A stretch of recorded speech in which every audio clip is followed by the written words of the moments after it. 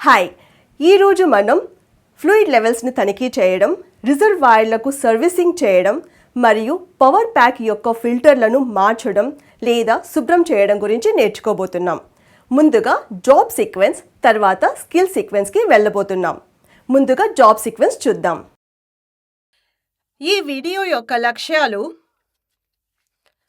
Power ప్యాక్లో ఉపయోగించే వివిధ hydraulic ఎలిమెంట్లను గుర్తించడం, తొలగించడానికి, సక్షన్ స్టెయినర్ని శుభ్రం చేయడానికి మరియు అసెంబుల్ చేయడానికి, ఆపరేషన్ కొరకు పవర్ ప్యాక్ని సిద్ధం చేయడం కొరకు, పవర్ ప్యాక్లో ఒత్తిడిని ప్రారంభించడానికి మరియు సెట్ చేయడానికి.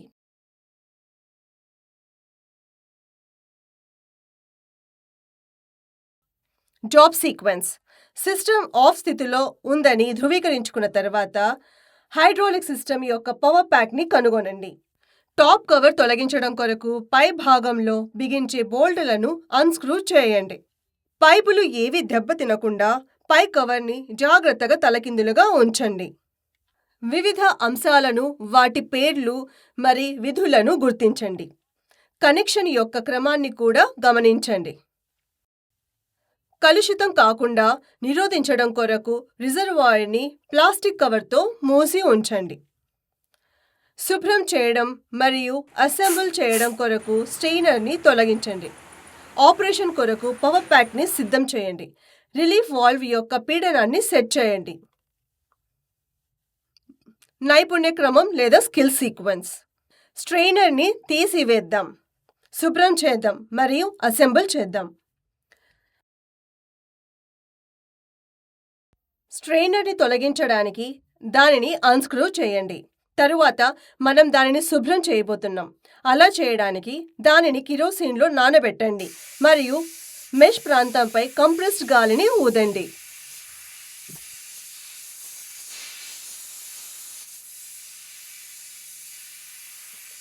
స్ట్రెయినర్ని తిరిగి లొకేషన్లోకి స్క్రూ చేయవచ్చు. ఒకవేళ అది పాడైపోయినట్లు కనుగొనబడితే దానిని రీప్లేస్ చేయాలి. సరైన సెట్టింగ్ కొరకు రిజర్వాయర్ యొక్క టాప్ కవర్ యొక్క గ్యాస్కెట్ని చెక్ చేయండి. పవర్ ప్యాక్ పై భాగంలో కవర్ ఉంచిన తర్వాత స్క్రూలను బిగించండి. మనం చేయాల్సిన తదుపరి పని పవర్ ప్యాక్లో ఒత్తిడిని ప్రారంభించడం మరియు సెట్ చేయడం.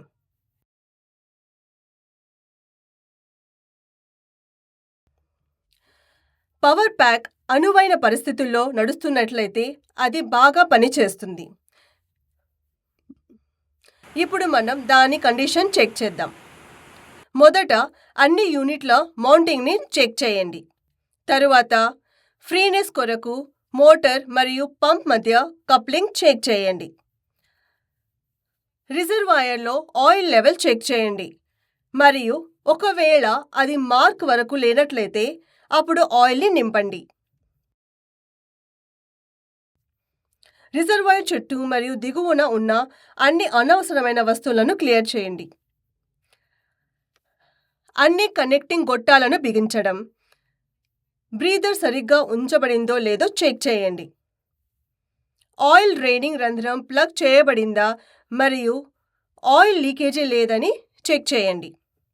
పవర్ బ్యాంకులో ఒత్తిడిని ప్రారంభించడం మరియు సెట్ చేయడం. పైపుల మధ్య ఏదైనా లూజ్ కనెక్షన్ ఉందో లేదో చెక్ చేయండి.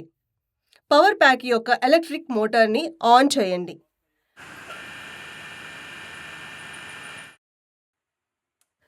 మోటార్ని ఆఫ్ చేయండి మరియు ఎలక్ట్రీషియన్ని పిలిచి మోటార్ యొక్క భ్రమణ దిశ వ్యతిరేక దిశలో ఉన్నప్పుడు ప్రెషర్ రిలీఫ్ వాల్వ్పై అవసరమైన ఒత్తిడిని పొందండి. పీడనాన్ని పెంచడం కొరకు ప్రెషర్ రిలీఫ్ వాల్వ్ని క్లాక్ వైజ్గా తిప్పండి. స్ట్రెయినర్ తొలగింపు. రిజర్వాయర్ యొక్క ఓపెన్ రకం కొరకు ఈ క్రింది దశలను అనుసరించండి.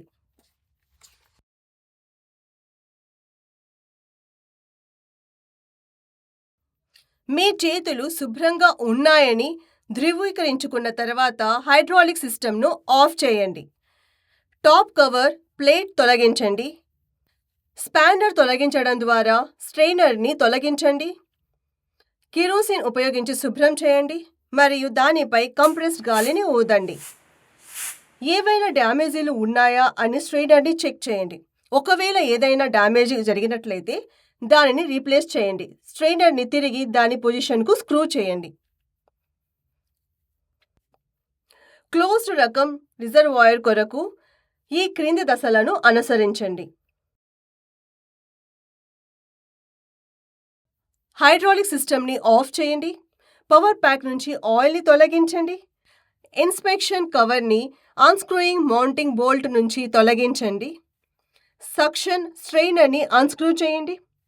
స్ట్రెయినర్ని కిరోసిన్ ఉపయోగించి శుభ్రం చేయండి మరియు దానిపై కంప్రెస్డ్ గాలిని బ్లో చేయండి. రిజర్వాయర్ని పూర్తిగా శుభ్రం చేయండి మరియు డ్యామేజీల కొరకు సక్షన్ స్ట్రెయినర్ని చెక్ చేయండి మరియు దానిని తిరిగి ప్లేస్లో పెట్టండి. ఇన్స్పెక్షన్ని మార్చండి.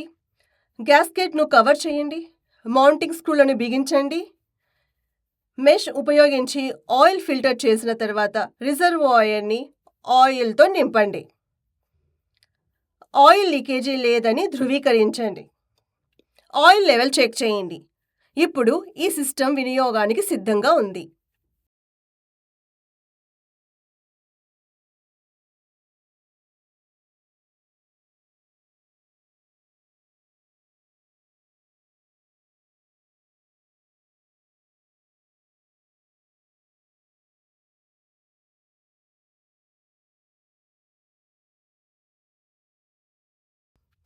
బాహ్యంగా అమర్చిన సక్షన్ స్ట్రెయినర్.